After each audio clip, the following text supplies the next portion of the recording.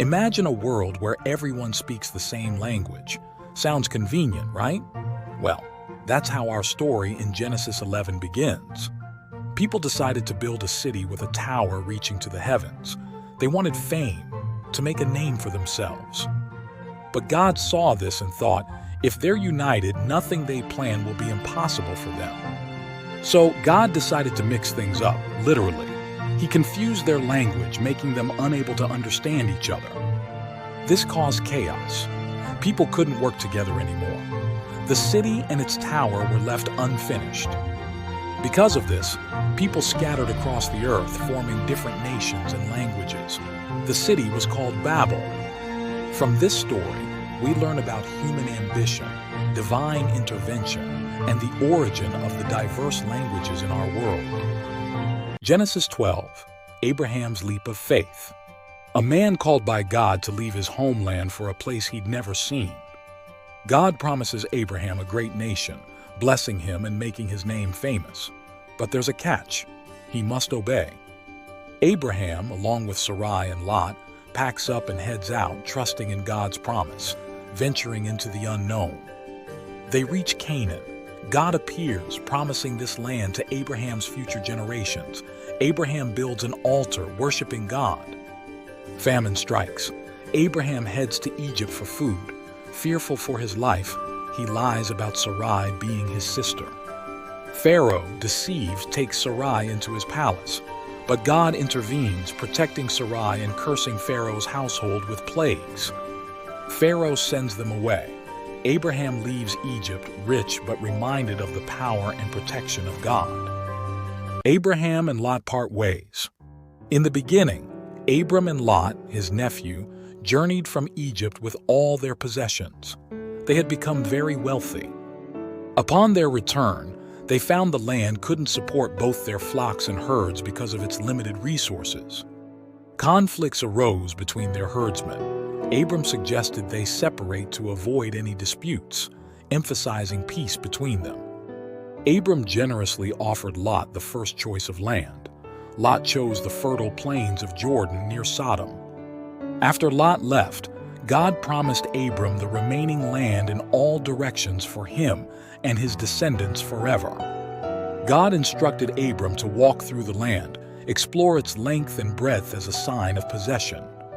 Abram then moved his camp to Hebron and built an altar to the Lord, reaffirming his faith and gratitude. Chapter 14. Allies, Battles, and Rescue. In a land long ago, kings went to war, battling over cities and power. Among them was Abram's nephew, Lot, captured in the chaos.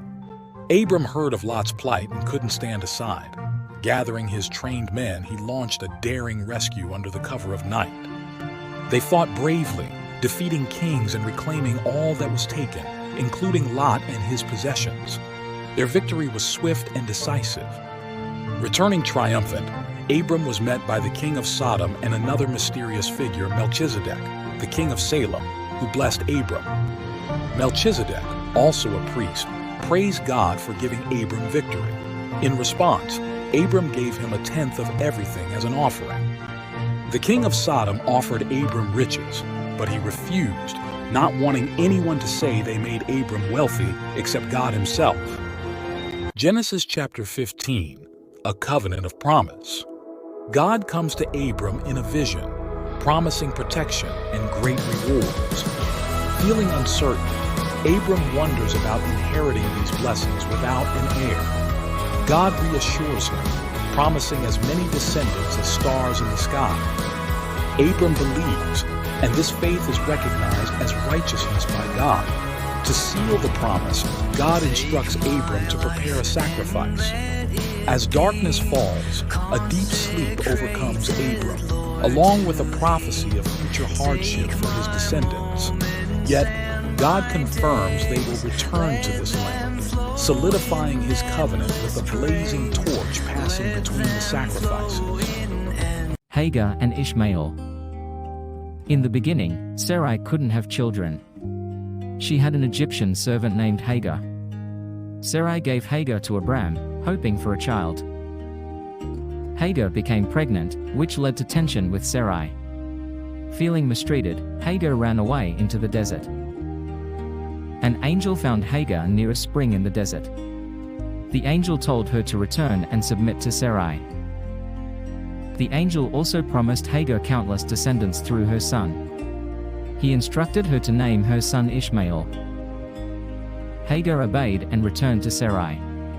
She had a son, and Abraham named him Ishmael, as the angel had said. Ishmael's birth created a complex family dynamic, setting the stage for future conflicts. Yet, it fulfilled God's promise to Abraham. Unlocking the promise, a quick dive into Genesis chapter 17. In the beginning, God appeared to Abraham when he was 99, renaming him Abraham, meaning father of many nations. He promised Abraham countless descendants, marking a new covenant. This covenant included a special rite, circumcision, as a lifelong sign for Abraham's family. God also renamed Sarai to Sarah, promising her a son, Isaac, who would inherit these blessings. Abraham laughed, finding it hard to believe at his age. Despite his doubt, God assured him that Sarah would indeed bear a son. This chapter sets the foundation of faith and God's promise to Abraham and his descendants. Genesis 18, a quick dive into divine visits and promises. 3 mysterious visitors arrive at Abraham's tent. He welcomes them, offering hospitality and food. The visitors reveal Sarah will have a son. Sarah laughs in disbelief, given her old age. God questions why Sarah laughed, reminding them nothing is impossible. Sarah denies laughing, but God knows the truth. The visitors then discuss the fate of Sodom and Gomorrah, considering their great sin. Abraham pleads with God to spare the cities if righteous people are found within. God agrees to Abraham's plea. The conversation reveals God's justice and mercy, and Abraham's faith and intercession for others. Sodom's downfall and Lot's escape. In Genesis chapter 19, 2 angels arrive in Sodom, where Lot, Abraham's nephew, welcomes them into his home for safety. The men of Sodom demand Lot hand over his guests. Lot refuses, offering his daughters instead to protect his visitors. The angels intervene, blinding the aggressors, and urge Lot to flee with his family as Sodom will be destroyed. Warned not to look back, Lot's wife disobeys and turns into a pillar of salt as they escape. Lot and his daughters find refuge in a cave.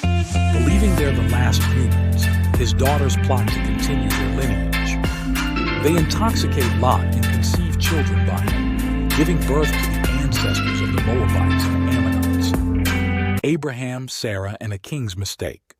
In Genesis 20, Abraham moves to Gerar and fears for his life because of his wife, Sarah's beauty. He lies, saying Sarah is his sister. King Abimelech takes Sarah, but God warns him in a dream she's married.